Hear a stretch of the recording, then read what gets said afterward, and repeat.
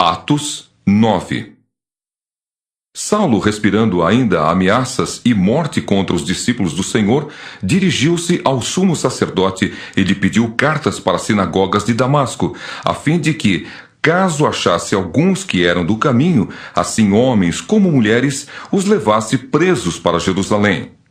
Seguindo ele estrada fora, ao aproximar-se de Damasco, subitamente uma luz do céu brilhou ao seu redor, e caindo por terra, ouviu uma voz que lhe dizia: Saulo, Saulo, por que me persegues?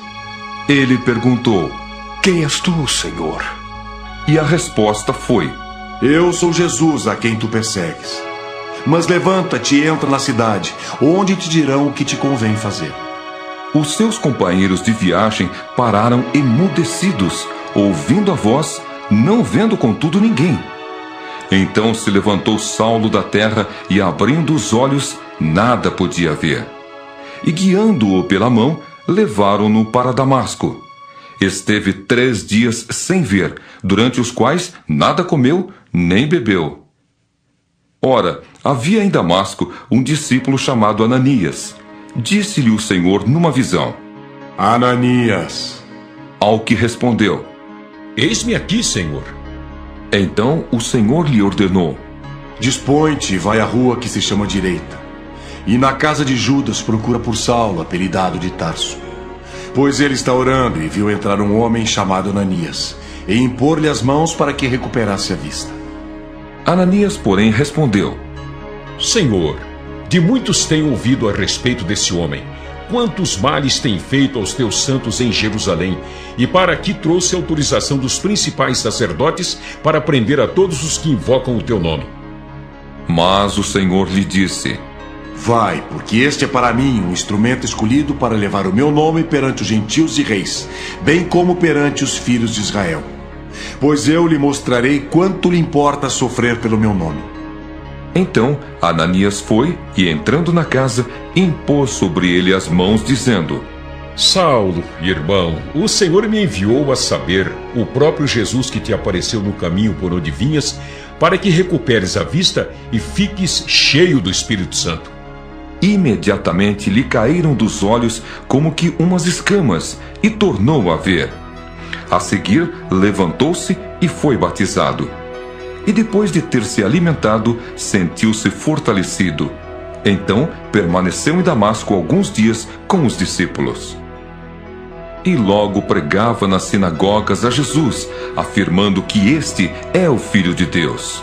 Ora, todos os que o ouviam estavam atônitos e diziam: Não é este o que exterminava em Jerusalém os que invocavam o nome de Jesus? E para aqui veio precisamente com o fim de os levar amarrados aos principais sacerdotes? Saulo, porém, mais e mais se fortalecia e confundia os judeus que moravam em Damasco, demonstrando que Jesus é o Cristo. Decorridos muitos dias, os judeus deliberaram entre si tirar-lhe a vida. Porém, o plano deles chegou ao conhecimento de Saulo. Dia e noite guardavam também as portas para o matarem.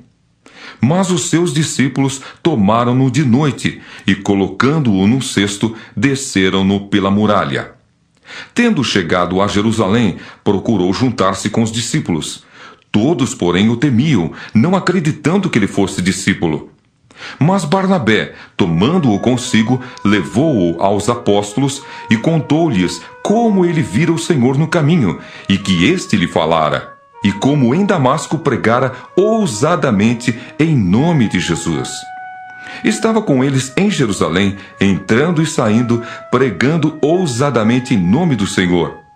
Falava e discutia com os helenistas, mas eles procuravam tirar-lhe a vida.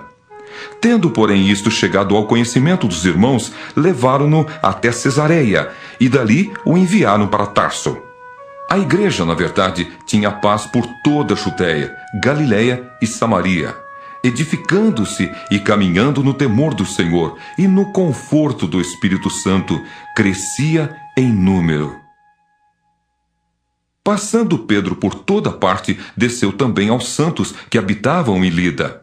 Encontrou ali certo homem chamado Enéias, que havia 8 anos jazia de cama, pois era paralítico. Disse-lhe Pedro: Enéias, Jesus Cristo te cura. Levanta-te e arruma o teu leito. Ele imediatamente se levantou. Viram-no todos os habitantes de Lida e Sarona, os quais se converteram ao Senhor. Havia em Jope uma discípula por nome Tabita, nome este que, traduzido, quer dizer Dorcas. Era ela notável pelas boas obras e esmolas que fazia. Ora, aconteceu naqueles dias que ela adoeceu e veio a morrer. E depois de a lavarem, puseram-na no cenáculo. Como Lida era perto de Jope, ouvindo os discípulos que Pedro estava ali, enviaram-lhe 2 homens que lhe pedissem: não demores em vir ter conosco. Pedro atendeu e foi com eles. Tendo chegado, conduziram-no para o cenáculo, e todas as viúvas o cercaram, chorando e mostrando-lhe túnicas e vestidos que Dorcas fizera enquanto estava com elas. Mas Pedro, tendo feito sair a todos, pondo-se de joelhos, orou, e voltando-se para o corpo, disse: Tabita, levanta-te. Ela abriu os olhos e, vendo a Pedro, sentou-se. Ele, dando-lhe a mão, levantou-a e, chamando os santos, especialmente as viúvas, apresentou-a viva. Isto se tornou conhecido por toda Jope, e muitos creram no Senhor. Pedro ficou em Jope muitos dias, em casa de um curtidor chamado Simão.